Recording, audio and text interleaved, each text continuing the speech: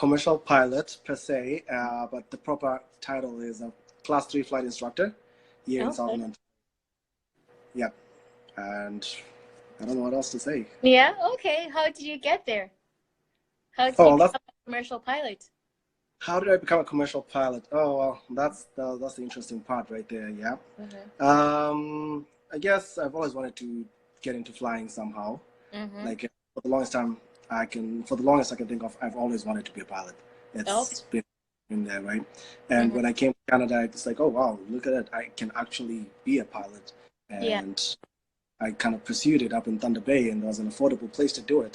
Mind you, it's a very expensive thing, so to find an affordable place is always a Mm-hmm. key to this done, right? So Okay. I went up to Thunder Bay, spent about 4 years out there, and then Mm-hmm. they thought it worth their time to make me a pilot, and Yeah. here I Okay. am. So one thing that I heard you say is that you've always wanted to be you thought you always wanted to be a pilot. So what brought that on? Was there maybe like a specific time in your childhood that you were like, you know what, this is what I want to do. I want to be a pilot.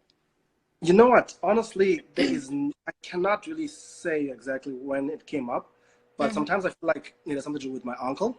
He Mm-hmm. wanted to be, he was a very smart guy. I always look up to the guy, and he wanted to be a pilot as well. But Mm-hmm. then he's taken a different route. He fell in love with music and took that path. And I Yeah. just started aviation. And as long as I can remember, I wanted to be a pilot. I can't think of any other time where I wanted to be something else. But being in Zim, I was like, a part of me was like, yeah, that's kind of dreaming, right? Yeah. Because just becomes a pilot in Zim, you have to get into the military or you have to have a lot of money. Mm-hmm. Now, I'm not to do any of those things, right? Okay. Mm-hmm. Yeah. So what education do you require to be a commercial pilot? Well, to become a commercial pilot, well, like, can I take you back just a little bit there? There's Mm-hmm. a bunch of different types of pilots, right? So there's a commercial pilot, there's a private pilot. So private pilot, you can pretty much just do whatever you want. And people Mm-hmm. get caught up on the commercial part, right? Commercial just means you get paid to fly the plane, right? Okay. So Mm-hmm. if you can get your private pilot, it takes only about 45 hours for you to become a private pilot. It's really quick. 6 months and you can become a pilot, no problem. Mm-hmm. Commercial pilot, maybe another extra 6 months, and then extra more testing, and then you become a fully fledged commercial pilot. People can pay you money to fly, right? So Okay. how you can take you flying, I can actually charge you for that, which is pretty cool. Uh-huh. Uh, Back to your question, what does it take to become a pilot? Contrary to what a lot of people think, you don't need too much schooling.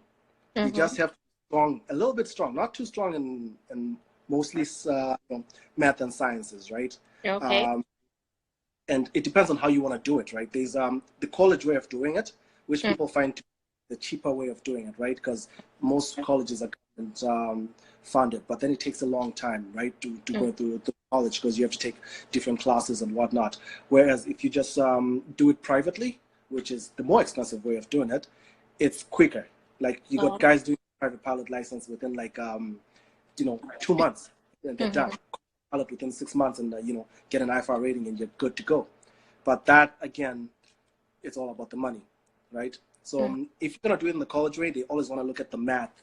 They want to look at the physics. You have to be a little bit different, a little bit strong on those subjects, and then you'll have the English, and you have the other useless subjects. Just to plump up and make it worth their Yeah. while for you to institution, right? Okay. But So yeah, which way did you go with? sorry. Which path did you take? I took the cheapest way. The I cheapest took way? Okay. Uh-huh. the long way, right? As I said, Uh-huh. it's all about the money. Because if you wanna, I mean, to put it into perspective, private to commercial pilot will set you back at somewhere between $60,000 and $80,000, Wow.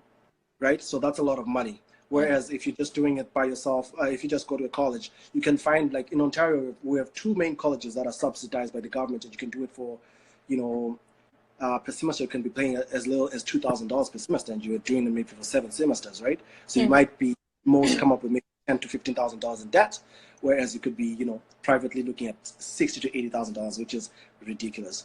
And at that point, you still need other classifications on top of that. You need a multi-rating, you need an IFR, that's another $10,000, if not more, right? So I took the college way, which is longer, but Yeah. Okay, okay, definitely. So how do classes look like? I guess you have to do simulations, right? You're not always in the classroom, right? So how do classes look like for All right. mm-hmm, So I'll take you through a typical week schedule and mm-hmm. kind of build a picture for you guys. Aviation is a lifestyle. So the moment you sign up, you're screwed. So I always say, if you don't really like the job or you don't Yeah. really like it, don't bother because you are screwed, right? Mm-hmm. So it's a 7 days, like every program in aviation is 7 days a week. Wow. There's really no days off on the weekend because it's all about the weather. Here in Mm, Canada, like sure most of us are from Canada here, we know that the weather is garbage for like 6 months, right? So when the yeah. summertime comes, you have to be available all the time. So it makes it kind of hard to get a job on the side. But back to the question. Sorry, I digress a little bit there. But you want to be available all the time. Mm-hmm. Monday, Tuesday, you could be doing classes, so you need a theory aspect of it. You need to know Okay. theory flight. You need to know the weather very well because the weather actually dictates everything that we do, Mm-hmm. right? You need to understand the weather in such a way that you're even way better than the guys who are reading the weather on TV. You Oh, have to be you have to be thinking, okay, the winds are coming from the east. What does that mean to me? Okay, these are the clouds I'm seeing outside. What does that mean to me today? How's that going to affect my flying? Everything talks to you in a certain way. So that's why the class stuff is more important. Is also important. And then maybe you'll do classes for 2 days, and then you mm-hmm. have 3 days of flying, and then you have extra days of also doing other curricular activities like gym class and whatnot. Mm-hmm. So again, it's all about half classwork and half flying, and then we have simulators as well. Mm-hmm. So in the college that I work at, I'm an instructor at the college right now. The college that they have has the students have access to simulators, which is awesome, and they get to go there. They practice whatever we teach them. So we teach them during the day. We go for a flight. We go like maybe it's an hour and a half for a flight, and then Mm-hmm. at their convenience, they can just jump in the sim and then they'll practice all that stuff. So it's all about flying is just like driving a car essentially. It's all about that muscle memory, right? So it's just repetition, just Mm-hmm. doing the same over and over again until you're really good at it. Till you just say, okay, let's do a takeoff. You just spit it out like it's nothing. Yeah. So it's just Okay. repetition. So I guess you kind of answered this question, but are there challenges to being able to manage your work life, like a work life balance, to find a work life balance as a pilot? Have you experienced that yourself, or do you anticipate that Um, being a problem? as I said initially, like a lot of people just think I'm lying or bullshitting.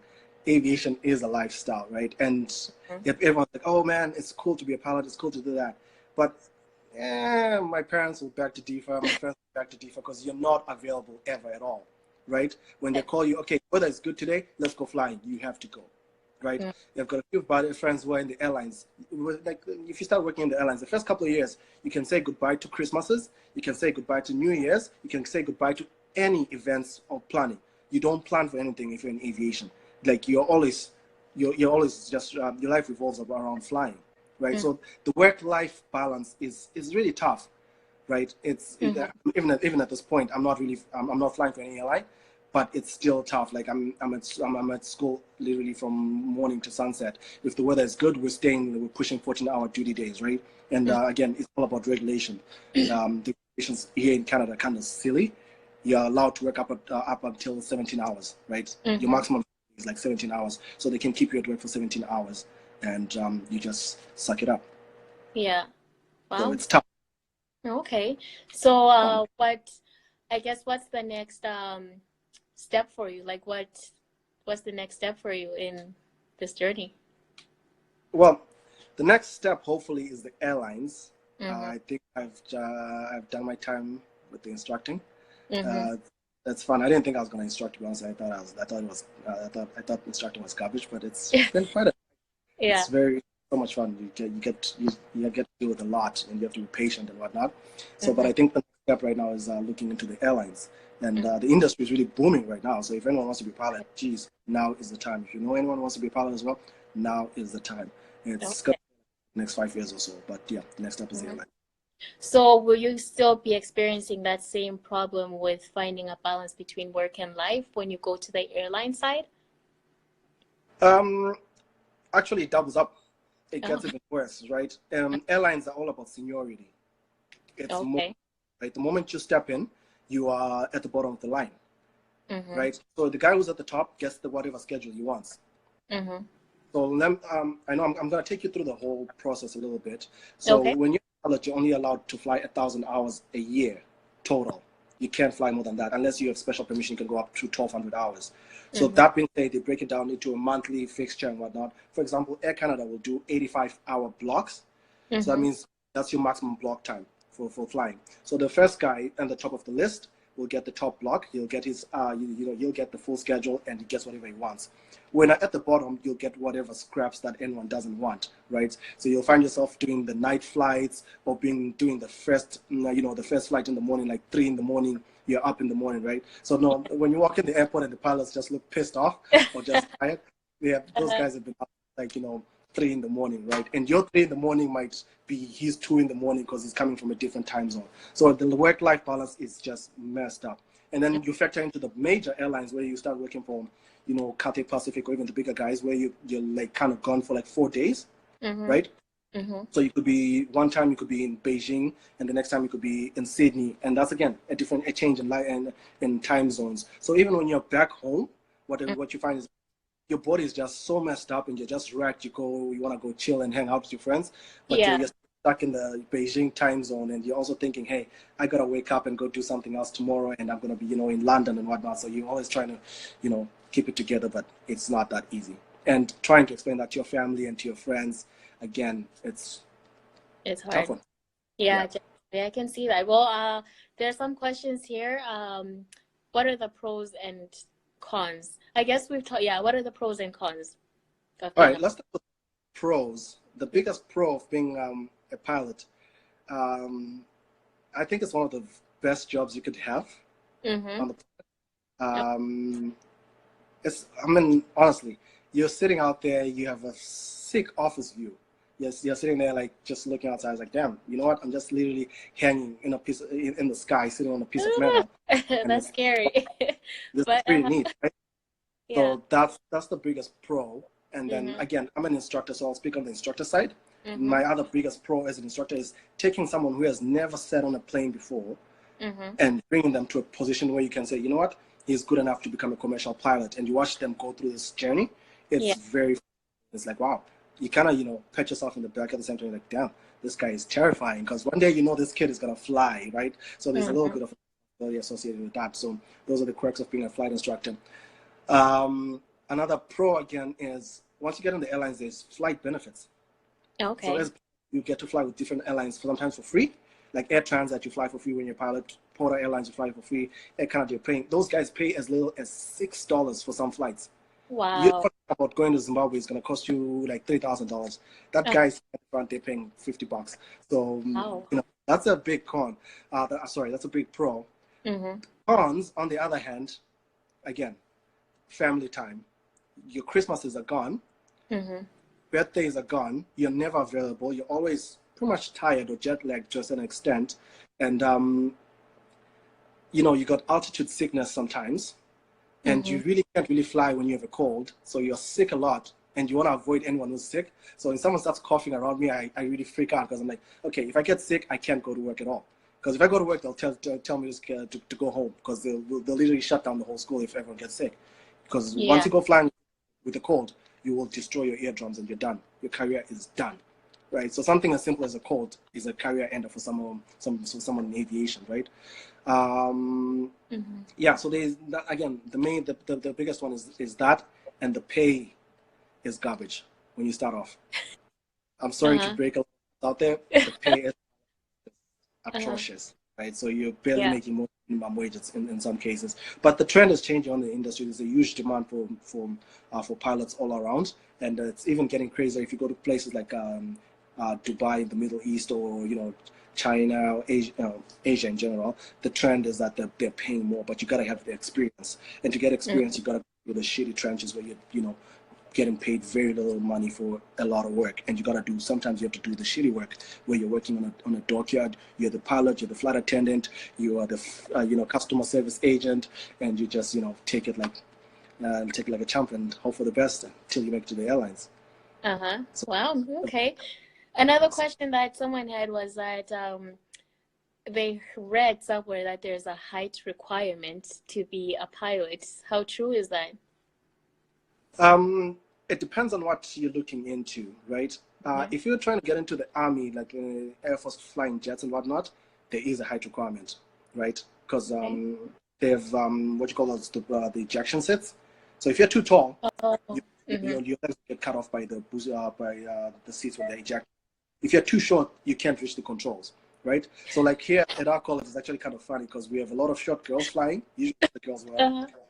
so they have to bring a cushion to sit on top, and it's kind of funny. But okay, so yeah, it's not. Uh-huh. Some places don't really have a height requirement, but it's only just the military will tell you if you have to be within this range. Airlines, they don't really care because the seats are very much adjustable, man. It's ridiculous. That thing is, most seats have more than 1,000 different positions to go through, so it's comfortable for everyone. Just get in through the training and then you'll be fine. It's just like a car for the most part. If you can drive a car, you can fly a plane. Okay. So tell us what has been your the most scariest experience that you've had in your career. Again, I don't mean to scare anyone, but as an instructor, you have a very scary experience almost every couple of days, right? You're taking someone who has never flown in a plane, Mhm. and then you're like, okay, can you put me into a spin? Can you Oh. can do a landing? Can you do this? So the first, I would say in general, the first 100 hours of instructing were the most terrifying hours of my life because you don't know what this guy is thinking. You Yeah. have no idea thinking, right? So this guy could Yeah. be pissed off, guy could be suicidal or whatever. He's just gonna bring it Oh. all into the plane, and you just like, here we go, right? And just brace yourself for the Yeah. landings.